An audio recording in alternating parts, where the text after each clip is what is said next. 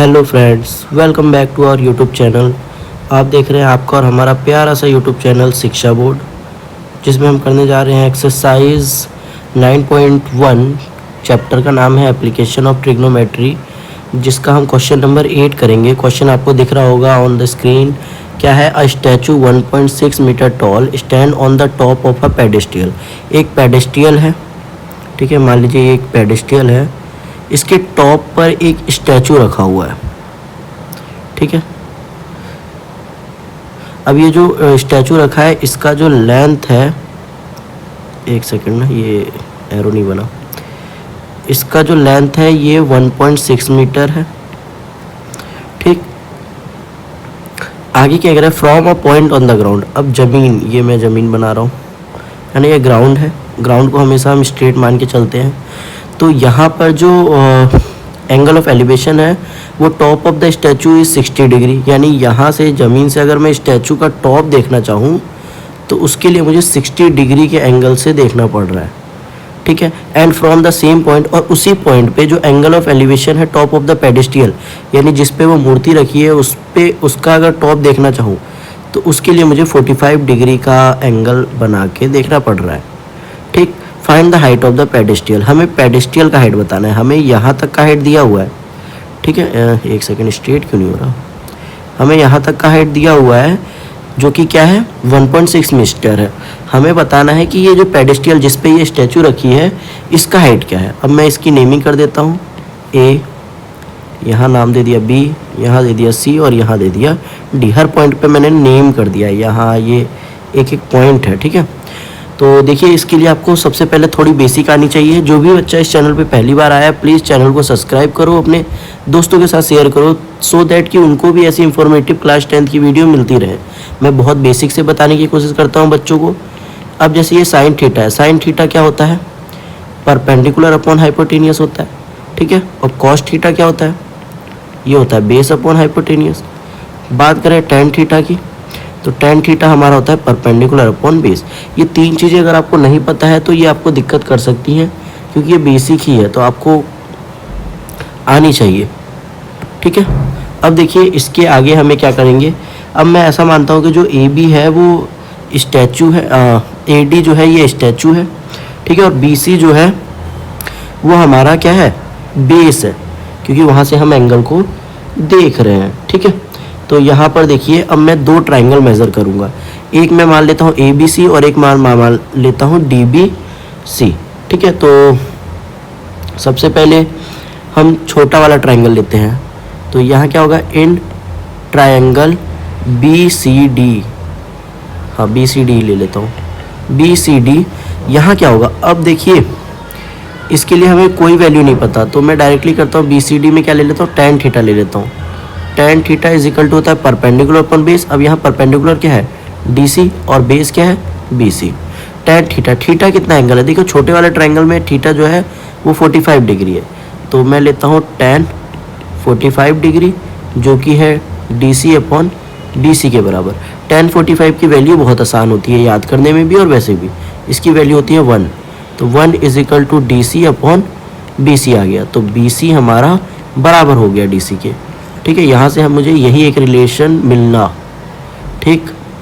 अब अगला देखो, मैं ट्राइंगल लेता हूँ बड़ा वाला A B C. Now in triangle A B C, A B C triangle में भी मैं क्या करूँगा? टेन के रिस्पेक्ट में वैल्यू लूँगा, क्योंकि मुझे परपेंडिकुलर और बेस के ही रिस्पेक्ट में डील करना है। तो हमें क्वेश्चन में यही देखना होता है कि हम डील किस में कर रहे हैं, परपेंडिकुलर, बेस और हाइपोटेनियस में से किन दो चीज़ों पे डील कर रहे हैं। उसी पे हमारा पूरा क्वेश्चन सॉल्व होता है और उसी वैल्यूज़ पे जल्दी सॉल्व होगा। होने को क्या बता, उससे भी हो जाए, लेकिन क्या बता आप घूम घूम के लास्ट में वही काम करो जो शुरू में कर देना चाहिए था। तो यहाँ पर भी मैं टेन थीटा लेता हूँ। टेन थीटा हमारा होता है परपेंडिकुलर अपॉन बेस। यहाँ परपेंडिकुलर ए सी है और बेस हमारा है B C, same B C, ठीक है। तो tan theta A C upon B C. अब यहाँ थीटा जो है वो है टेन 60, है ना, बड़ा वाला टेन 60 था।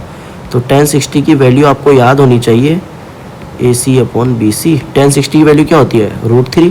तो √3 is equal to A C upon B C. तो यहाँ से मुझे मिलता है कि √3 बी सी जो है वो बराबर है AC के, है ना। अब देखो AC तो बड़ा वाला हो गया ना, AC। अब यहाँ से हमें DC निकालना है। DC कैसे निकालेंगे? DC BC के बराबर है, DC जो है वो BC के बराबर है। तो यहाँ देखो इसी यहीं पर कर दे रहा हूँ ना, छोटे से एरिया में। जो हमारा AC है, AC कैसे निकाल सकते हो? AD plus DC, AD plus DC करने पे AC आ जाता है। अगर मैं AC में से माइनस कर दूँ AD तो क्या मेरा DC आ जाएगा?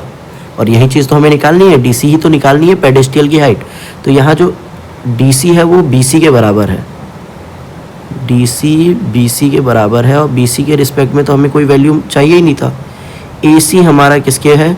√3 BC के बराबर है। तो मैं AC की जगह रख लेता हूँ √3 BC, और AD हमें पता है कितना, 1.6 मीटर, और DC हमारा बराबर है BC के, तो मैं यहाँ पर BC रख देता हूँ। ठीक है, तो यहाँ पर से हमें क्या मिलता है? √3 BC minus BC is equal to 1.6 metre. यहाँ से मैं क्या करता हूँ? BC कॉमन ले लेता हूँ, यहाँ पे भी BC है और वहाँ पे भी BC है। तो अगर मैं BC निकाल लिया तो यहाँ बचा √3 minus 1 is equal to 1.6 metre. और अगर मैं इसको उधर भेज दूँ तो BC आया मेरा 1.6 अपॉन में √3 माइनस 1। अब इसको सॉल्व करना पड़ेगा, ये थोड़ा घूम गया क्वेश्चन, लेकिन कोई दिक्कत नहीं है, इसको सॉल्व कर लेते हैं। तो BC इज इक्वल टू क्या है? 1.6 अपॉन में √3 माइनस 1। अब दोनों को ऊपर नीचे उल्टे साइन से कर दो, √3 प्लस 1 और अपॉन में √3 प्लस 1। तो यहाँ पर हमारा A माइनस बी और A प्लस बी बन गया, A माइनस बी और A प्लस बी, जो कि होता है A² माइनस B² के। तो यहाँ पर करते हैं 1.6 अंडर √3 प्लस 1 अपॉन में √3, तो 3 हो जाएगा, माइनस 1 यानी 2। तो यह है 1.6 ब्रैकेट में √3 प्लस 1 अपॉन में 3 में से 1 गया तो 2 से इसको काटा तो 0.8, और ब्रैकेट में आया √3 प्लस 1। यह आया आपका मीटर में आंसर। ठीक है, ये प्रॉपर इसी तरीके से होगा। ठीक है, अगर दूसरी वैल्यूज़ लेके ट्राई करें तो मे बी डिफरेंट तरीके से आंसर आ जाए, लेकिन मैं एक तरीके से किया तो ऐसे करके सॉल्व होने में आया आंसर। अगर कहीं पर भी थोड़ा बहुत डाउट रह गया हो या रैशनलाइज करना नहीं आता हो तो इन सब के लिए आप कमेंट कीजिएगा, मैं आपको प्रॉपर गाइडेंस के साथ कमेंट में आपको एक्सप्लेन कर दूंगा, और अगर हो सके तो मैं वीडियो भी बना के आपको समझा दूंगा। मुझे उम्मीद है कि वीडियो आपको समझ में आई हो। अभी तक आपने वीडियो को सब्सक्राइब नहीं किया तो किस बात की देरी है, जल्दी से कर दीजिए। चैनल को सब्सक्राइब करके अपने दोस्तों के साथ इस वीडियो को शेयर भी करें। Thank you for watching.